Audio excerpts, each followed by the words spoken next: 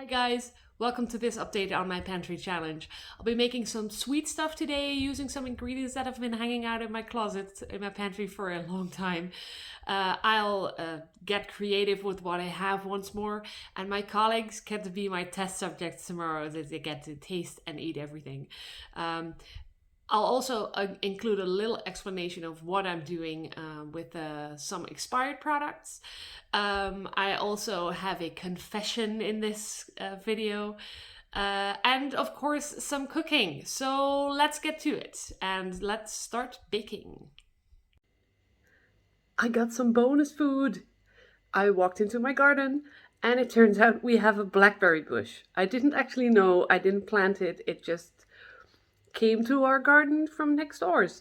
Our old neighbor used to have a lot of fruit and veg in her garden. The new neighbors decided to take most of it away. They do still have a pear tree there, but apparently some of the blackberry bushes survived and, well, migrated into our garden. So I got a little extra harvest. Look at this. Look, it's about 50 grams of blackberries that I didn't even know I had. So I'm going to enjoy them just as a snack. I'm not going to do anything special with them. I just washed them, but it's a little bonus just for me. Hooray!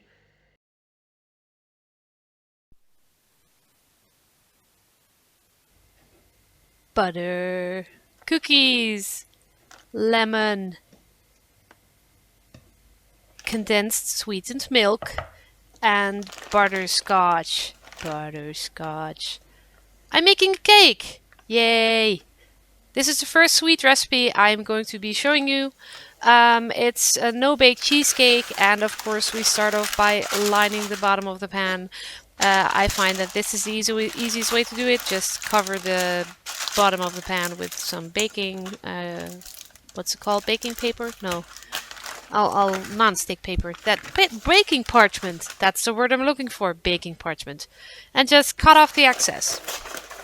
There's different ways. You can choose whatever you're comfortable with. It's just that I prefer this way. This cake was made because we had a communal work at the office day. Most of us work at home. I work at an energy company, and most of us work at home every day. I try to be at the office about once a week, once every 2 weeks. But we had a day where everyone was coming, in part to welcome someone who we hadn't seen yet, to say goodbye to someone who was leaving. And I decided to, well, mark the occasion with some sweets. I love baking. I've been baking for a long time, as long as I've had my own kitchen, basically. Usually I make, not usually, I have also made things like fondant cakes, but in this case it's going to be a no-bake cheesecake. So I start off with some digestive biscuits. I used the whole sleeve, which was a bit much. We had a lot of crumbs at the bottom. This is my favorite part, by the way. You get to smash all the cookies into crumbs. I ended up using this pestle. I never know which one is the pestle and which is the mortar. I think this is the pestle. To get finer crumbs. You don't need to do them all like super powdery fine, but you do want them to be able to stick together with some butter, some melted butter, as you will see in a moment. See, you can see this actually grinds it a lot finer than the rolling pin. If you shake it, all the big bits come to the top. It's really funny. So this is the consistency I went with. It's still going to be very crumbly, and that's fine. I'll crush a few of the bigger pieces. It was crumbly enough that it didn't bake together. Because you're not baking it, but it still held as a cake bottom. I think next time I might try with a little less cookies, but well, I am trying to use up stuff, so that worked. So you add in the butter and just stir it around until everything has to at least have some butter on it, because the butter will make it stick. Melted butter, of course, is liquid, but as soon as it cools off, it solidifies back into a solid form, and you can already see if you push it together, it will stick a little bit. I started off with just part of the butter, but in the end I just used everything because I had so many cookies. This just gives it a nice flavor. It's practical because you do want everything to stick. And just the color of those cookies. This smelled so nice, by the way. I really like these ones. They're the whole wheat cookies. Just dump everything in the baking pan. Yeah, springform pan in this case. Scrape every little last crumb out of there and just start pushing it into a shape. You can see here as well how high the bottom is. It's not supposed to be that much, but oh well.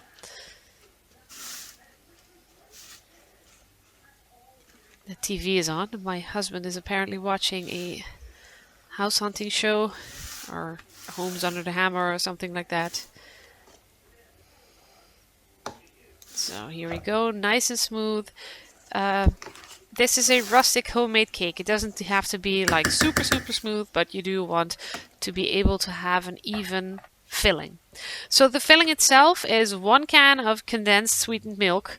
I was going to very elegantly pour this into the mixing bowl, and then this happened. So there's nothing elegant about that. Basically, oh well.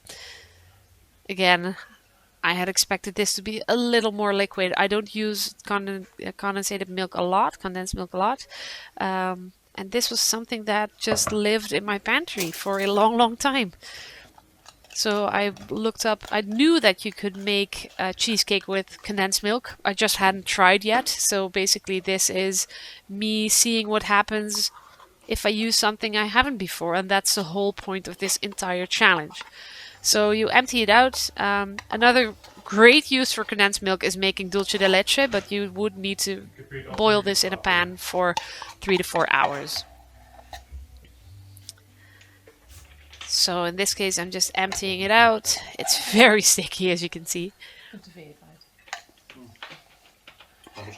Oh, my husband is now leaving the living room and is asking me if I want the radio turned on. But you can see how sticky it is. And then we go on with some lemon juice. I had some foresight there because in the intro you only saw lemon, but I also had some lime juice because I wasn't sure this was enough.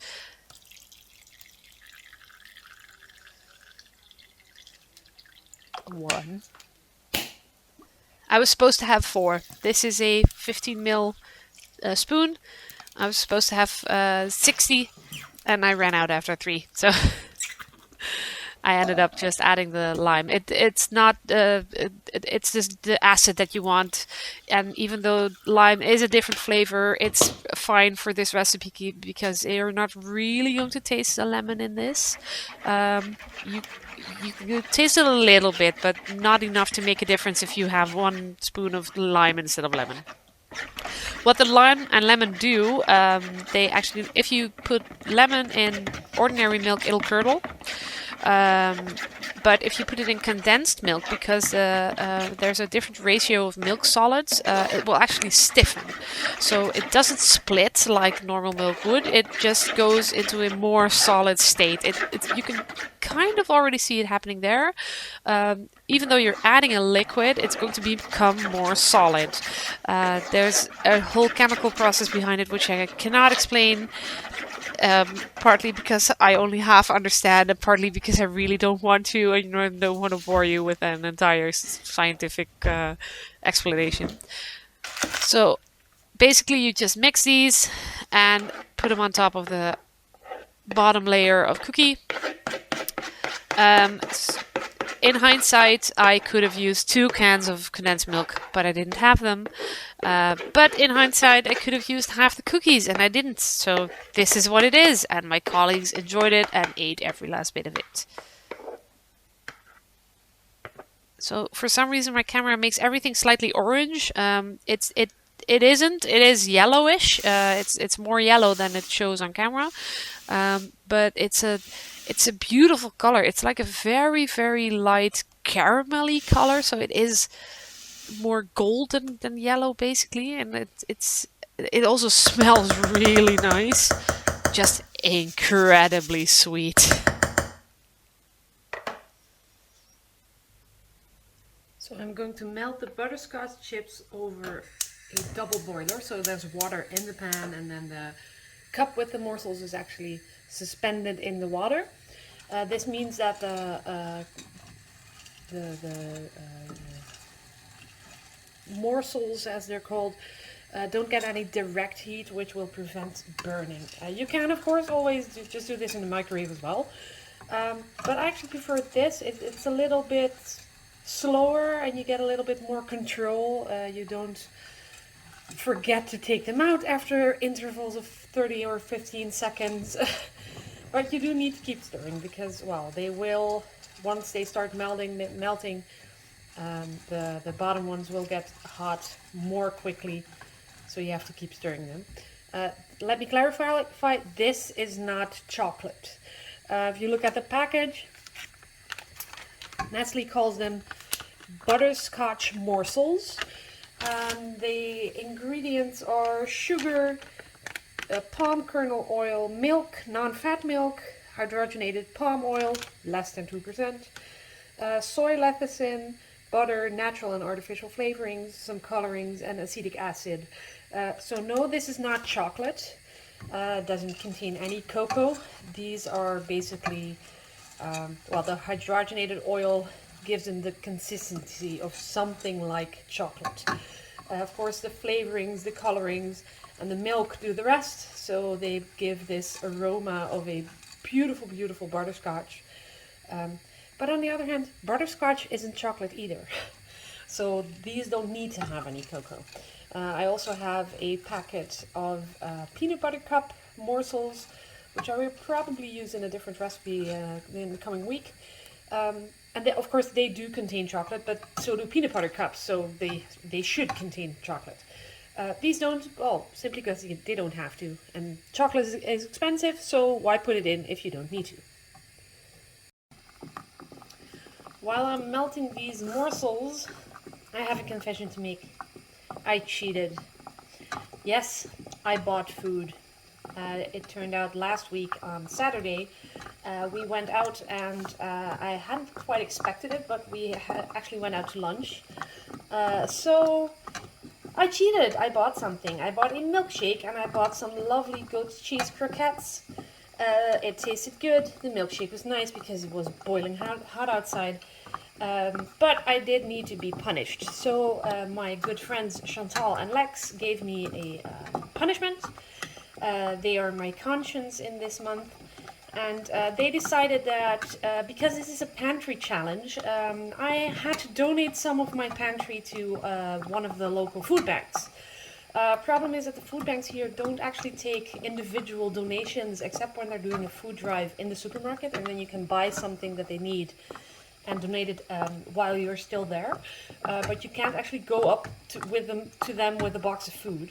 But we do have some small food pantries. We have some, they're called Buurtkastje, which means neighborhood closet, basically, or neighborhood pantry in this case. So I went through my pantry because if I am donating something, I do not want it to be something that is out of date. It is fine for me to use something out of date, but I wouldn't want to give it away to someone who can use it. So I donated, well, a few random things really. A box of bouillon cubes.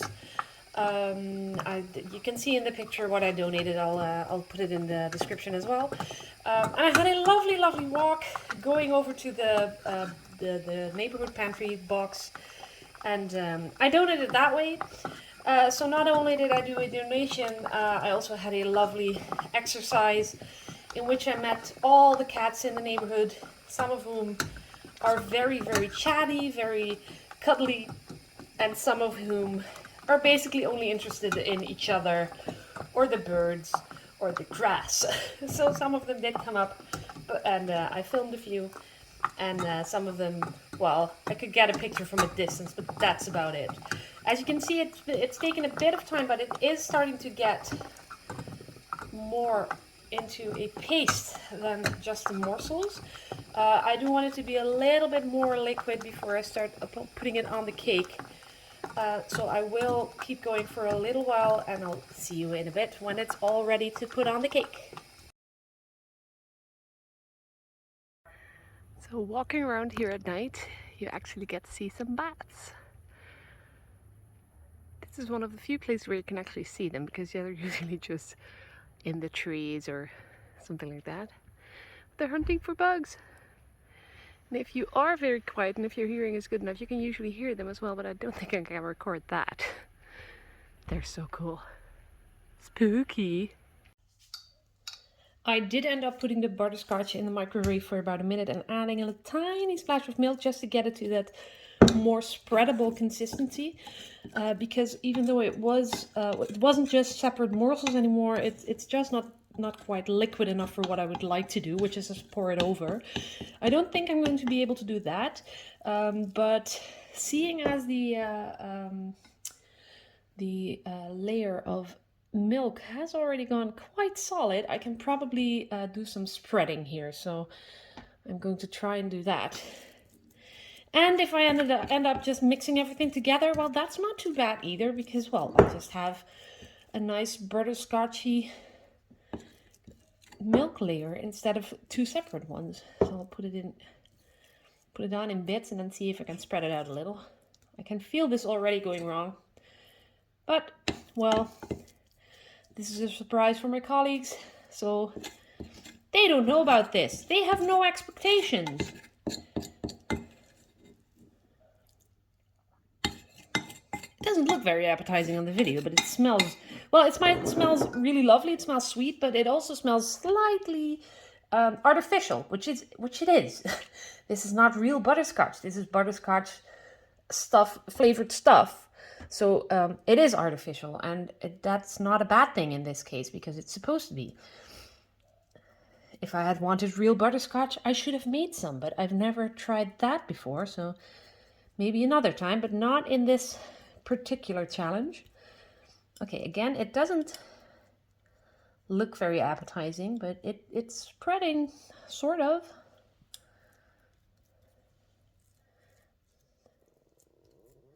So this isn't the cake in the true sense of the word. These are more like cookie bars, I guess, cheesecake bars. It just so happens I made them in a round pan, so you end up with something more like cake than you would in a square pan. So this is basically all I'm doing. I was debating putting on some chocolate, but it's already a lot of sugar in here, and I don't think I want to add even more. I'm also going to make some chocolate whoopie pies, so if there are any chocoholics at the office tomorrow, they can always just have a whoopie pie instead of this. So tomorrow I'll show you the result. When it's all cooled, this is going in the fridge for a whole night, and we'll see the results tomorrow.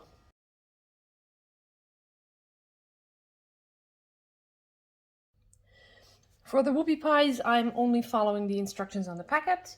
So I'm going to start by mixing 50 grams of butter. I do own a KitchenAid, but for such small amounts, this is actually a much simpler device.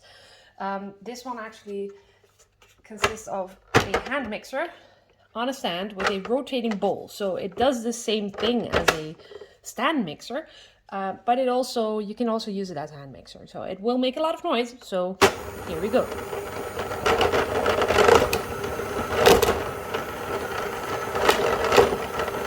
This gives me the opportunity to, in the meantime, read the rest of the instructions, because I've never made these before. So as soon as everything is all whipped up, it says creamy and soft, but it's such a small amount, I probably won't get it that creamy. So as long as it's all mixed, I'll be fine. And then I add the baking mix, 1 egg, and 50 milliliters of milk. It says 5 tablespoons, but it's not, because a tablespoon is actually 15 milliliters, so 50 milliliters would be 3 1/3 tablespoon. So in this case, I'll just measure it out in my 50 milliliter cup, which is a lot less milk than they say 5 tablespoons.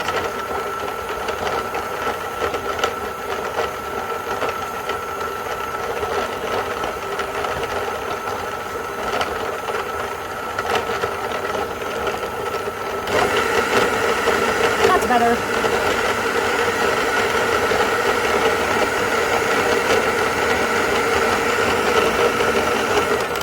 I don't think it'll get much softer than basically it already is, because it's such a small amount. So I'll just add everything in now. And usually in these kinds of things, it's a baking kit. Not a lot can go wrong. As long as the butter is not frozen solid, you'll be fine.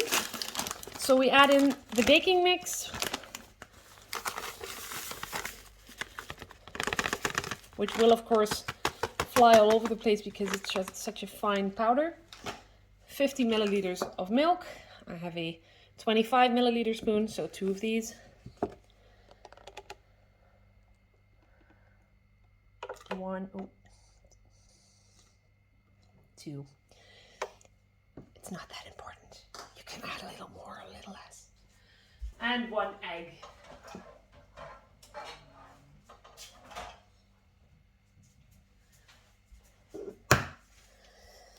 I've heard that if you crack your egg on the edge of the pan, you're more likely to get pieces of shell in the pan. So I usually just do it on a flat surface. So here we go again.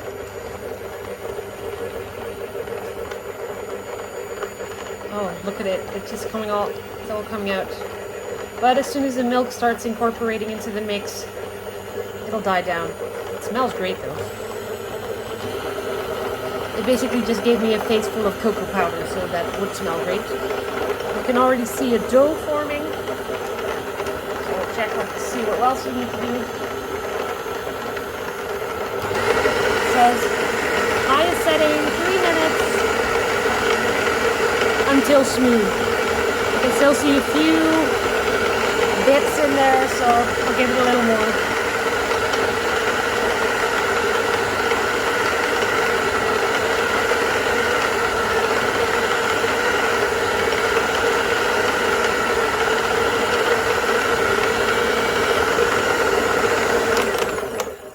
Just to check, get a spatula around the outside and along the bottom, because that's the one thing that this mixer doesn't do that well. It doesn't really clear the bottom all the way down.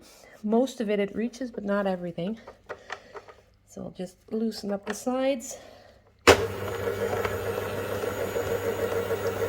if I let it run, I can just guide everything into the middle and it will all get mixed in.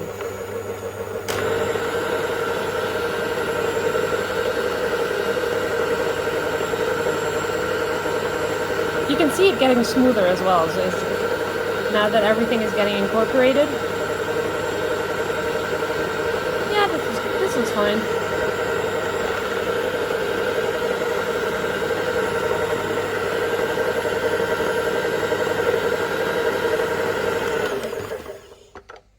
So this is basically it for the cookie part of the whoopie pies. So I just scrape down the beaters. This is a very, very sticky mixture, as you can see. So put everything in the bowl down there.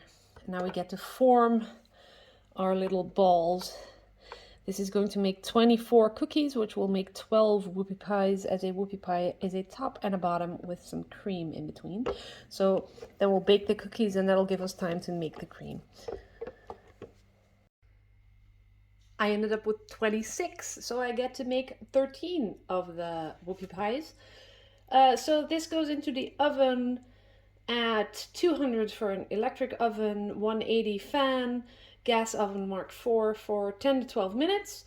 And then they need to cool down for another 10. So as soon as they come out, I'll start making the glaze and the filling, and then we get to assemble them. And here they are. Some of them have grown into a big cookie, but we'll separate them when they've cooled off. Some of them are a little bit big, some of them are a little bit small, but it'll just give people a choice if they want a big or a small cookie. So now we just leave them to cool because these are very, very hot. And in the meantime, we can make the glaze and the filling. So back to the mixing we go.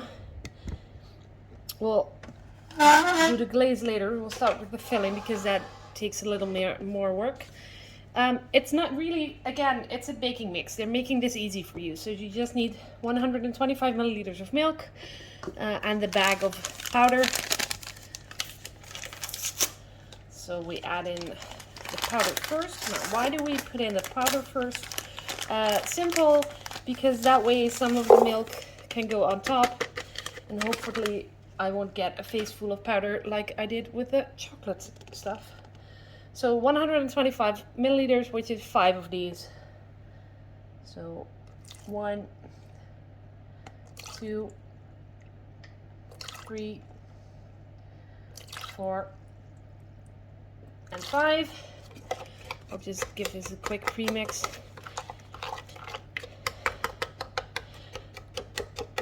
So this is a baking mix. This has been in my closet for a long time. So yes, this is out of date. I've checked every single ingredient before I put it in.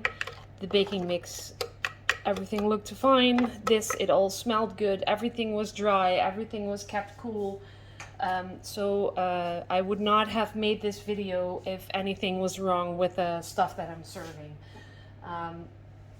This is a pantry challenge. I'm using stuff that I wouldn't normally use.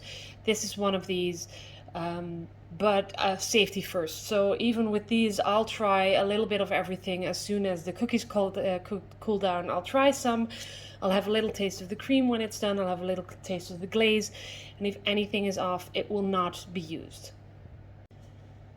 Something being out of date doesn't mean you have to throw it away. It just means you have to be careful. You need to check. Again, these were all dry ingredients. See if anything's wrong. Smell. What does it smell like? Is anything off? Don't use it. But if it smells okay, if it looks okay, if it tastes okay, it's fine to use dry ingredients that are out of date. For anything wet, anything fresh, be more careful. Things like dairy, you need to be careful with dairy. It will go sour when it's bad, but not all kinds of dairy go sour immediately.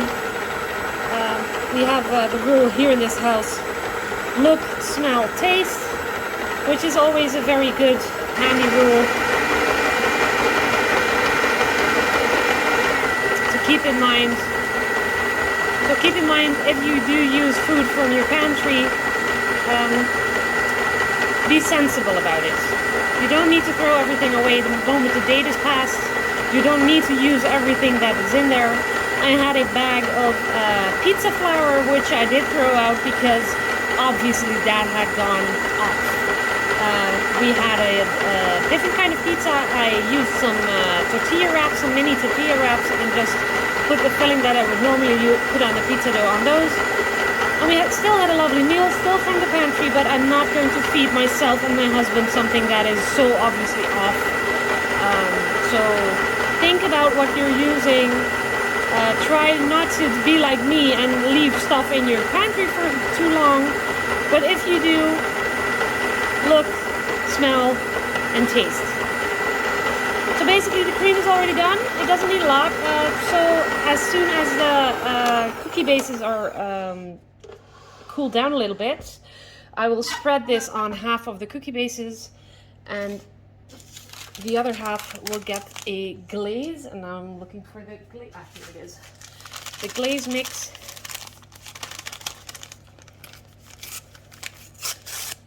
Again, I have looked at this. This is basically mostly powdered sugar. You can see there's nothing wrong with this, even though it is out of date. It's probably powdered sugar with maybe a little bit of vanilla extract, but that's about it. So this needs 2 to 3 teaspoons of warm water. Now 3 teaspoons is a tablespoon, and the measure I've been using is about 1.5 tablespoons. So if I just not completely fill it, this should be enough for the glaze. You can see it's immediately melting down.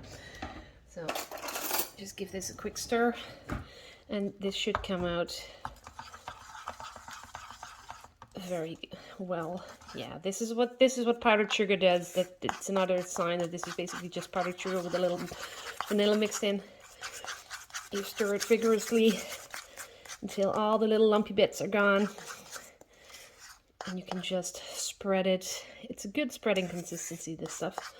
You can just spread it on half of the cookies.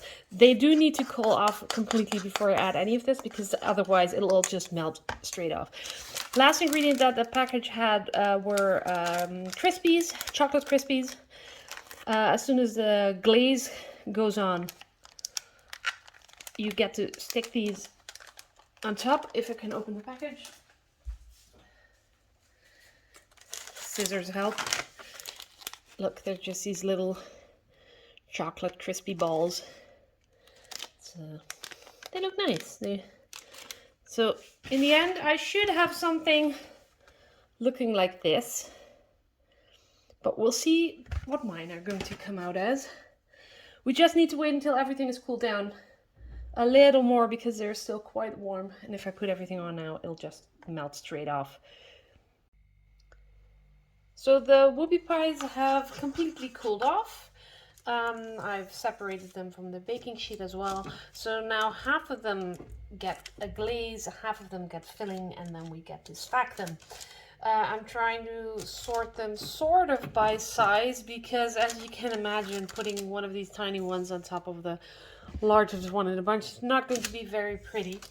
So I try to at least get some sort of match in sizes, so I know which ones will get the glaze and which ones will get the filling.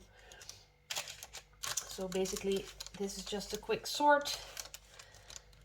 This one will go there. So everything kind of lines up. It doesn't have to be an exact match, but well, you kind of want a semblance of equality. I added a little more water to the glaze because as the cookies were cooling down, the glaze actually already completely stiffened up. So I added a few drops more water, making it more liquid now.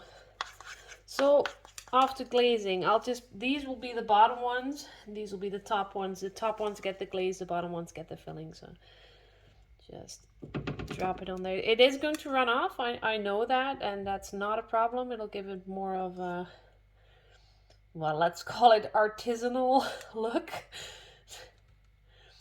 And it'll go on the bottom ones as well, on the sides, but it doesn't matter. It's all good. I mean, these are going to be very sweet anyway, so getting them a little more sugar here and there is not a problem. And the glaze will stiffen up again.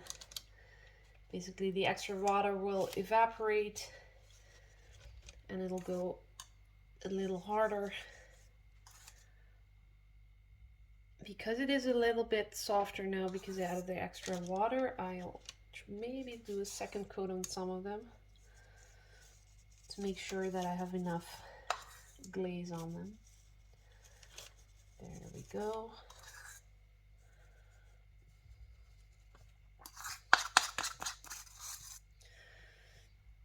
Plus, why not use everything I have?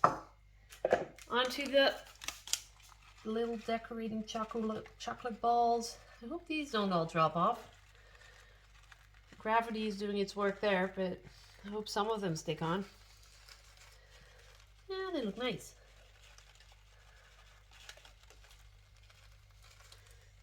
They do look very festive. There we go, all of them on there. And onto the filling.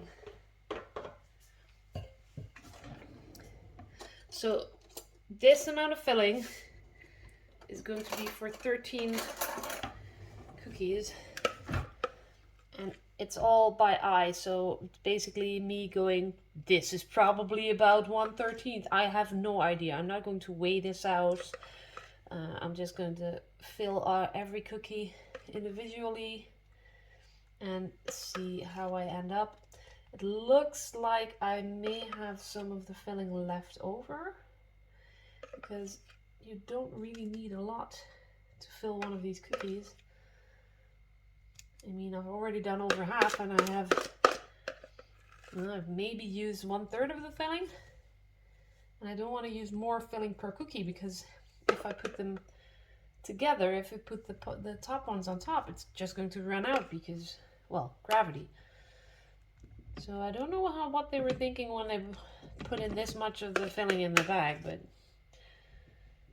it's fine by me.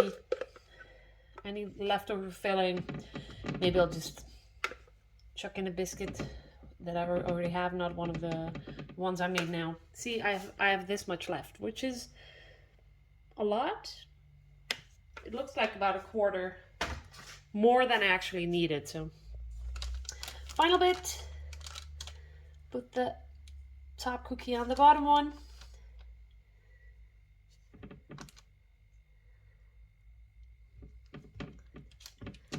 I'm trying to put them a little bit in the same direction, so because they are not all perfectly round. Well, none of them are perfectly round, but they are not. Some of them aren't even remotely round. So I try to give them a little bit of the same direction. See, it's already just falling off.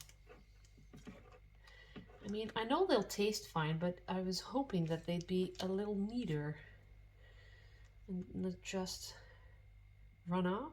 So if I press them in, they'll stick more.